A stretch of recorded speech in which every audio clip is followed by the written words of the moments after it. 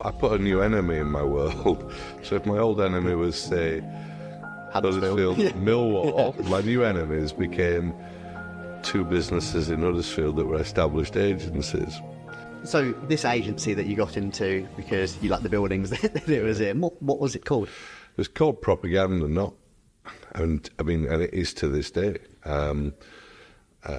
People will say that's the cleverest name on the planet for an agency, and so it is, but it was actually named after the band Propaganda, which I always thought were fantastic. So, but I'll take credit for it being far cleverer than that. But yeah, no, the Propaganda that was born then with literally nothing more as an escape route from that situation I was in, is now 33, moving into its 34th year.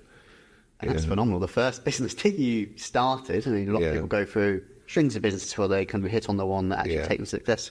It's the first one you kind of went into. So talk to the early days. Obviously, we know how it started, kind of that route out of the casual environment, from a casual environment.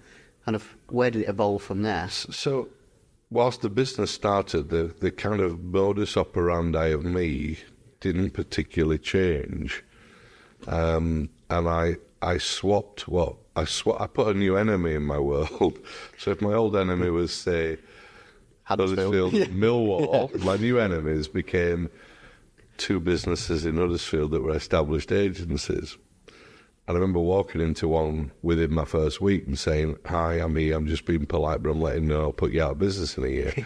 And that sounds so childish now when I look back, but it was kind of, I think I had to have a fight in my world, even if it wasn't going to be a physical one. I had to have something to beat. That's this one-upmanship. So I look back on that and I think, what? He must have thought I was a complete tosser. But I had to do it. That's where I was kind of drawing the fight from, almost creating this, I've said it now, I better do it. You know, so building my reputation up then through there. I was a good salesman in the same way that I was a good motivator. I think the two are very similar. But I'd managed, in leaving my own job, to somehow come out with the company car. I'd only ever earned £8,000 in that last job. So we are talking here about, I had no money to set up the business, but I had a company car which I sold, I think, for something like £1,200. And with that £1,200, I kind of used it to buy 2 months' grace. I convinced the landlord to give me the place for 2 months before I pay him. I convinced somebody to give me some Apple Macs for 2 months. And I convinced these two people I'd hired to say, "Could you just work for me for 2 months and I'll pay you?"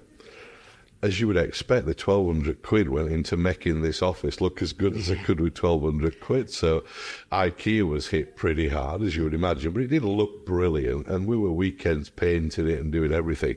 So I think that probably looking back, my first few weeks were just obsessed in creating an environment that I could aspire to. And then I set about, and this is incredible looking back, I was knocking on doors for business. I had a stolen portfolio of work that I'd not done, so I hadn't done any. So I'd just created a portfolio, and I knocked on doors, and I knocked on a mill called Camborne Fabrics in Murfield, which is still within Huddersfield. And I got the commission to do and design some pattern cards, and that job was £20,000. And that came in the 8th week of my 2-week hiatus. And I said, "Can I get paid some up front?" And they said, yes. I wouldn't have been here if that wouldn't have happened. Or maybe I would, but in linear terms, I wouldn't.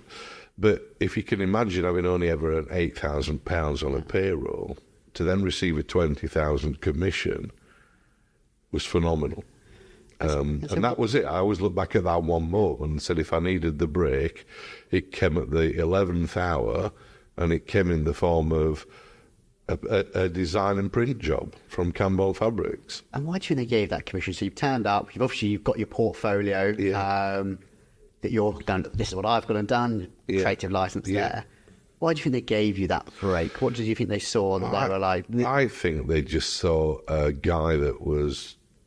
People like to give people a break, and I do believe that's true.